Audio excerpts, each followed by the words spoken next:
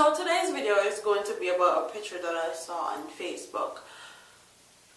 I see a lot of things that go viral on social media. When I choose to bring them up on my channel, whether they're real or fake or photoshopped or not, I come to talk about facts and factual information. And if you watch my video, that's what I always try to give, factual information. So I saw a picture of a kid that's actually Jamaican at a Jamaican birthday party. This little girl was no more than 3, the most, and she was in a little crop top and one little tight up skirt. This little kid looked like how a grown woman would be dressing to go to the club, and she's at a little kid's birthday party. If you don't see anything wrong with that, then something is definitely wrong with you as a parent. And that's what we're here to talk about today. Jamaican parenting and Jamaican. So this little girl literally looked like she was about to hit the club up, had braids, long braids in her hair, and a little crop top above her belly button and a little tight skirt with her belly button and belly all out and showing. And Jamaican people don't understand this, and I realize this a lot. You like to dress your child a certain way, and then when certain things happen, then you blame the world. You can't dress your child a certain way, put them out in the world, and expect predators and pedophiles to not take full advantage. If you're going to dress your child up and have her looking like she's a grown woman, then she's going to get grown woman looks, and people are going to talk grown woman stuff about her even though she's a child. Jamaican parents need to start protecting their children, and I find that the only reason why this is happening is because in Jamaica, kids are having kids. Most of the time, these girls are 18, 19 years old thinking it's cute to dress your child like how I would dress, or dress my daughter like she's grown, and it's not cute. It's not acceptable either. We need to start preparing our kids for the future, and when I say the future, I mean the future. You can't go ATI all a dream weekend, and then when September morning come, you don't have new school uniform, new shoes, your kids' books and school utensil not up and ready and up and gunning, and school uniform still all and crush up and all these things. That's not how it goes. When you're a parent, you become responsible for another human being's life. So, with that being said, if you're going to send your child to school, make sure they have something to eat.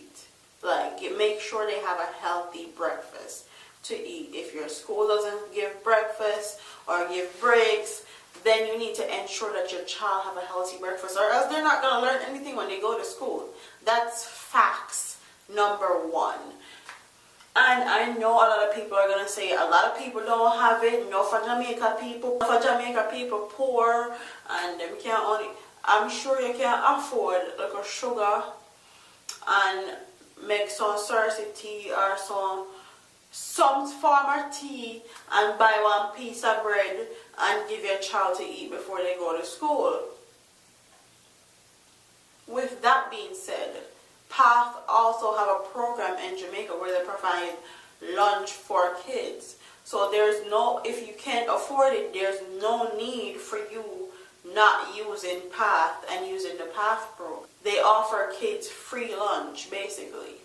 So if you don't have it, you should make sure your kids have it. And I know a lot of people in Jamaica are going to say they don't know anything about PATH, or some may say they know about PATH, their kids is on PATH, they used to be on PATH, I used to be on PATH. I used to take full advantage of it because it was free food and I got to save my money basically to do what I want.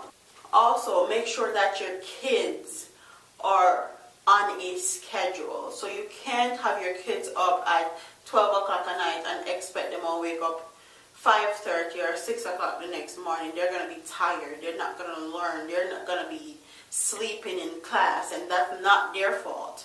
You need to have your child on a specific schedule. Also, be very careful of what you're showing your children on TV. I realize that in Jamaica, everybody want cable and everybody want dish and everybody want do everything that foreigner and American people do and watch. And most of the time, it's not even healthy for your kids because you're exposing your kids to stuff that you don't need to be exposed to at all, whatsoever, period. So you need to monitor your child, what they're watching, and also monitor who your child is around, because in Jamaica, peer pressure is a hell of a thing, and your child will do stuff because our friend did it, or she'll be peer pressured into doing it even though she don't want to do it.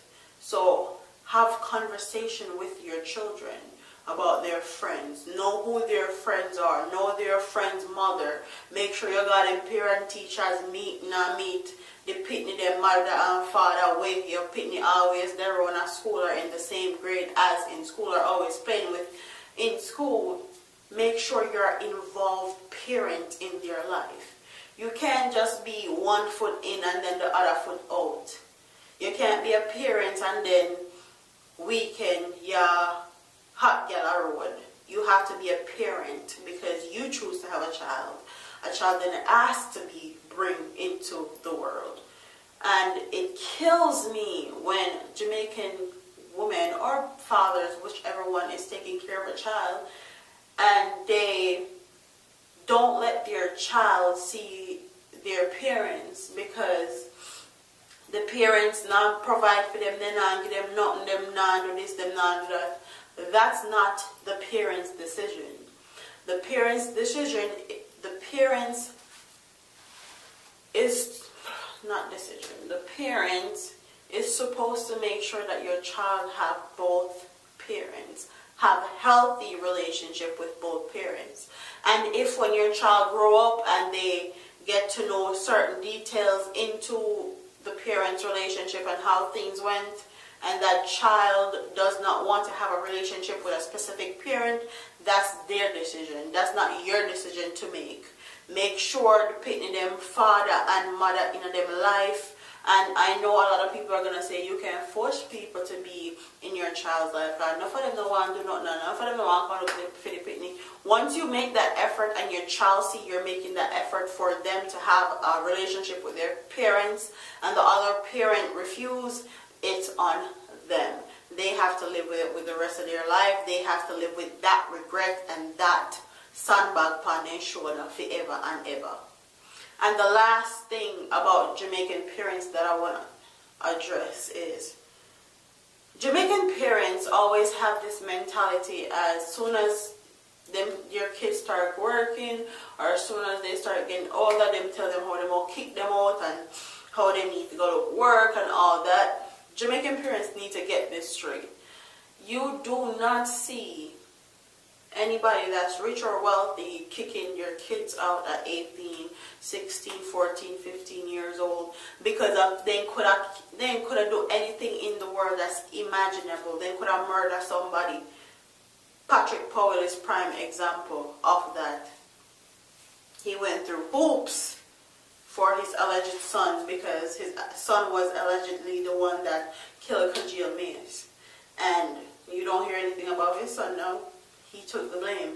That's what which rich and wealthy people do for their kids. They set their kids up for the future. So the time where you spend got party every night or every weekend or they save up money, figure ATI and all these things, put money away to send your child to school. Put money away to send your child to college. A lot of these white families, and this is a problem in the black community, not just Jamaican families, and a lot of these problems are just black household problems regardless of where you're from. You don't ever see a white person, kid, saying that they're not going to college. they have to go to college, whether they want to or not, because their mother or their father or both of their parents put that money aside for them to go to college. And black people, and in our culture, we need to adapt that more. We need to have that mentality that our children is going to have higher education regardless if they want to or not, or regardless if they say it's not for them or not, or college is not for everyone. Make sure you have that money put aside for them, because whether you like it or not, or whether you agree with it or not, when somebody tells you they don't want to go to college and they still go and they get that degree, it allows them to get a better life, and for their kids to set a foundation, basically. So set up your children for the future. Don't just have them hanging by the friggin' thread of your blouse because you want to go party and you want to go have fun and live your life. That's all fine and dandy, but you brought a child into the universe, so you need to make sure she is good before you leave this universe. So with all of this said, I am imploring my Jamaican parents to have a little bit more compassion, a little bit more sympathy, and actually love your kids more, show them more affection. Do the little small things that parents are supposed to do to ensure that they are successful human beings. With all that being said, don't forget to like, comment, share, and subscribe to your girl here on YouTube. I'm about to hear, man. Deuces.